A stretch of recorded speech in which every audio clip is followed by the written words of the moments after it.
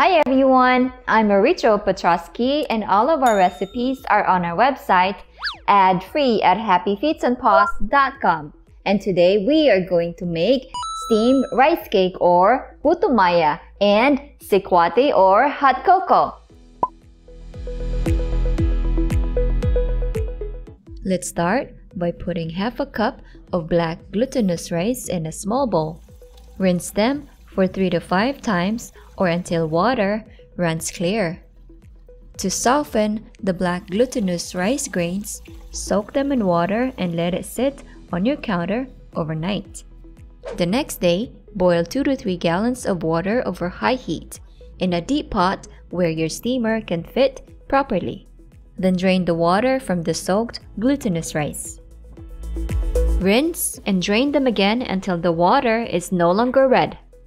Combine this with 1.5 cup of white glutinous rice.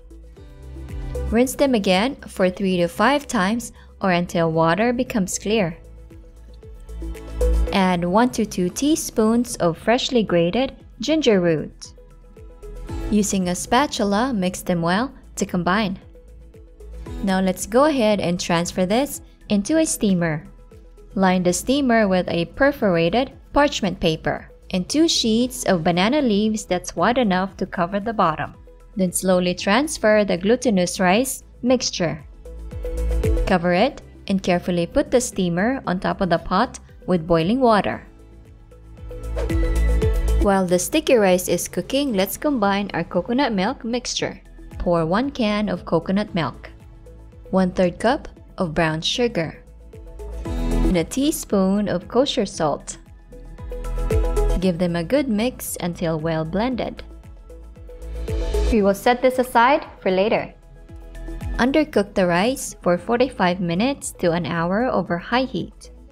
Extend the cooking time as needed. After an hour or so, transfer the undercooked rice in a large bowl. Mix the coconut milk gradually to avoid a runny mixture. Save the leftover coconut milk for later. Transfer the rice mixture back into the steamer. If the steamer is small, divide the mixture into 2 and cook them into separate steamer trays. Cook the mixture for 1 hour over high heat or until the rice cake is done. While waiting, let's make our hot cocoa or sikwate. In a small saucepan, boil 2 cups of drinking water over high heat. Turn the heat to medium and add 2 tablespoons of 100% cocoa powder. Add some sugar to your desired amount. Stir it until the cocoa powder dissolves. To get that sikwate experience, add 1/4 teaspoon of coconut oil.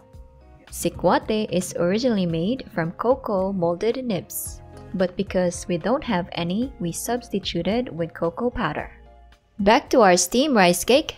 Pour the remaining coconut milk mixture and mix it well. Alright, our rice cake is done! Let's remove it from heat and allow it to cool down completely. While we wait for our Puto Maya to cool down, let's go ahead and wash our banana leaves. Using a wet paper towel or soft sponge, rinse the plantain banana leaves with soap and water. Wipe down both sides to dry.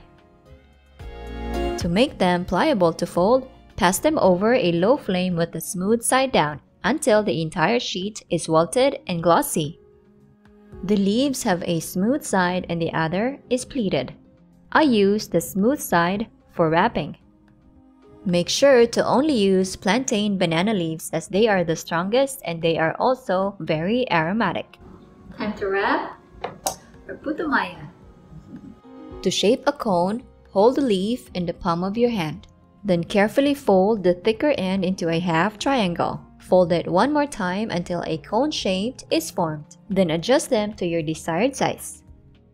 Then scoop up some steamed rice cake and stuff it into the cone. Fold the top and wrap it around to close. Repeat the process until the entire rice cake is consumed. There you have it, my steamed rice cake or Puto Maya with sikwate or hot cocoa.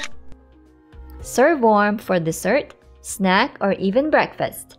Enjoy! Ta-da!